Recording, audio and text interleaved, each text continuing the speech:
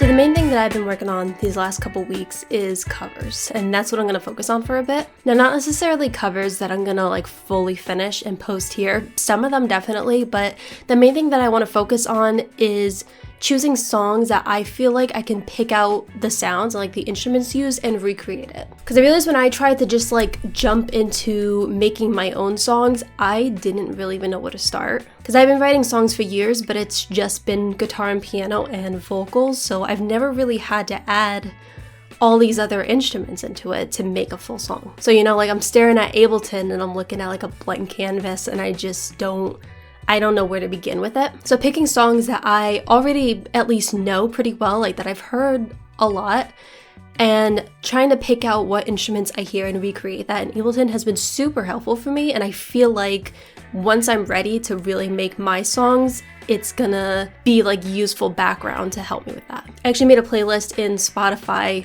I think I called it like MIDI covers or something like that, MIDI lab covers. And it's all songs that like I listen to and I feel like I can just hear every instrument and I feel like I can recreate it. Some songs feel, you know, like out of my realm of capabilities right now, but there's certain ones that just feel very possible for me. So I'm working my way through that, and that's the main thing that I'm focusing on right now to get better at this keyboard and at just like producing music overall. So one thing that's a little bit difficult is some sounds and some instruments have been hard to find because like I said, I use Ableton Live, but I use Ableton Live Lite. It's what actually came with the keyboard, and it was one of the deciding factors in picking that keyboard. And it has a ton of instruments and sounds to it. Like, it's great. It's got a good full library, but it's obviously not nearly as much as you would get with like Sweet or whatever the next one up is from Lite. I don't remember what that is. So I've been also trying to find some free packs, and there's some good free stuff out there. Like the keyboard also comes with, Analog Lab. So Analog Lab 4 and 5, ton of stuff in there too. I also downloaded Spitfire Audio, which is good. I haven't used that a ton yet, but I've used it for a couple different things. It has some good guitar sounds on there, but the problem that I found is it's more like pre-made melodies, I guess. Like it sounds like real strumming, but it goes in like its own melody. It's not just whatever note that you play, which also brings me to just, you know, the guitar in general. I'm gonna have to do a lot of that myself, which is fine considering I play guitar, but for like electric guitar, I'm gonna have to be able to like plug that in because like I mentioned in the last video, it's not bad, but I don't feel like recording guitar and piano through the microphone is, you know, amazing quality. I'd rather save the mic just for vocals and maybe whatever else if I really have to. But I started looking into audio interfaces to be able to plug in my guitar and record directly into Ableton. And I've mainly been looking at like, you know, the main one that you see a lot of people use, which is that, I don't know the full name of it, but it's the Scarlett something. A lot of people seem to like that. If you have an audio interface that you use regularly that you like, let me know in the comments. Because I'm not like sold on that, and I'm also not buying it anytime soon. I just, you know, I want to have something picked out for when I am ready to get something. And so then kind of on the same topic, I'm not entirely sure what to do for just like straight piano. You know, obviously this keyboard, it's not a full-size piano or keyboard. It's little, which is what I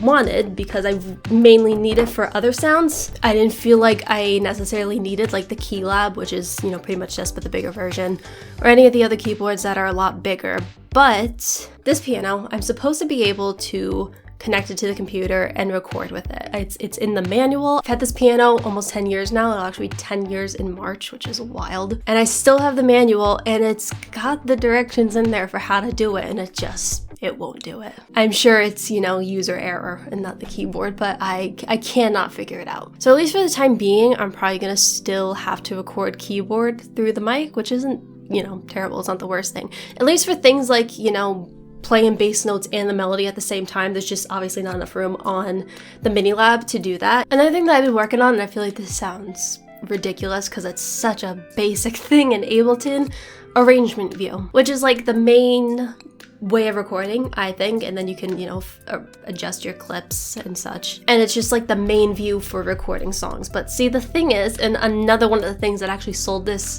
me on this keyboard was the live looping. I saw this video that was a live looping cover of Take On Me. They used this keyboard, and I think they also used the Akai MPK Mini, something like that. And this is like the video that made me go, wow, I want to do that, and like I need this keyboard. Heavily overestimated how much I would be doing live looping. It's actually more difficult than I expected. I didn't think it was going to be as hard as it is, but this is like a little embarrassing to say, to be honest, but I feel like I struggle with staying on beat with a metronome, which doesn't make sense. And I think it's just because it's not something I ever really did. Like, I was in band for a long time in school, but now I've also been out of school for a long time and out of band, for even longer. And I just never really needed to use a metronome. I just never thought about it. So for some reason that was very difficult for me, so it made it hard to do live looping, at least with like certain melodies. Like, I know I didn't do great with it with my cover of Bad Guy by Billie Eilish. Some of it's a little bit off. And that was part of what made me realize I gotta figure out arrangement view, because then you can adjust your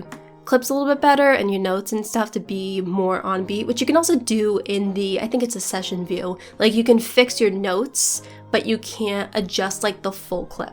And I'm definitely gonna need that to make full songs, not just like a quick little, live loop. So it's better that I'm learning arrangement view now. It took me too long to figure it out. I had a hard time getting anything to record. I don't know what exactly I was doing wrong. I also got a sustain pedal, which I realized was going to be very important for me. A lot of sounds, in my opinion, just sound better when I have like the sustain on it, and maybe it's just because I'm so used to playing the piano. But there were a lot of times when I was just playing around with things and I was like, I wish I could have sustain to this, because I used to have a separate sustain pedal when I had the keyboard before this one, but since this has, the pedals built in underneath, I didn't need anymore. I have no idea what happened to it. So I was looking at them and trying to pick one out, and then my fiance's father gave it to me. He just had one that he didn't need anymore, along with another pedal. I'm not exactly sure what it does, because he definitely told me, but once he said sustain pedal, I like checked out, because that's like really what I needed, and I was so excited about it. However, it took me a stupid amount of time to realize what I was doing wrong with setting it up, because it took me an hour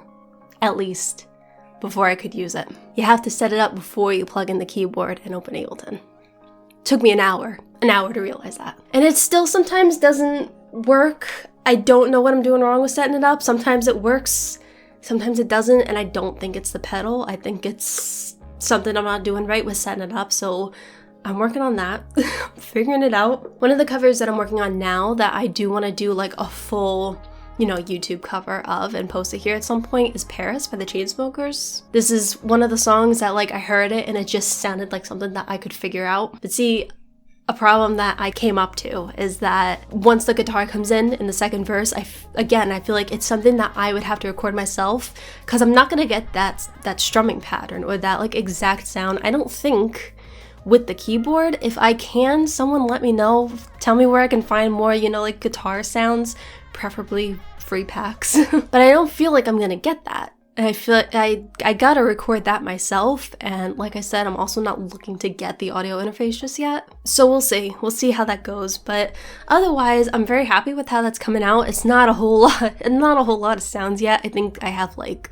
3 or 4 different tracks on it, so it's not like there's a ton to it, and I only have recorded or created up to that second verse part where the guitar would be coming in. I tried recording vocals with that the other day. It's really just like a real rough draft, but it was the first time I recorded vocals in Ableton, which wasn't bad. It actually got better. It didn't start off great because I didn't even know how to increase the volume, and then I got that, and then I started playing around with like effects on it and some more like fun stuff like that, which there's not really a whole lot of effects that I would put on, the majority of songs, but it's fun to hear all the different things that I can do in Ableton that I couldn't do in Audacity, which is where I was recording like the few covers that I did with a microphone. That's where I would record the audio. And for the most part with that, I just did amplify and some reverb to try to make it sound a little bit better, which it was good enough, but you definitely can't do nearly as much in that as you can with Ableton, which of course I expected. But it's fun playing around with like the different things that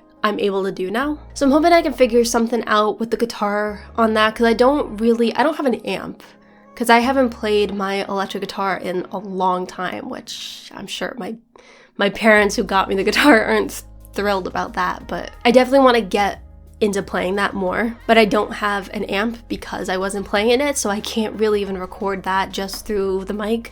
And I feel like that'd be hard anyway, just with like, volumes and trying to make sure it's not blowing out the mic every time. I guess I just have to have it pretty quiet, but I don't know. We'll see. We'll see how that goes. I'll figure something out with it. I don't think...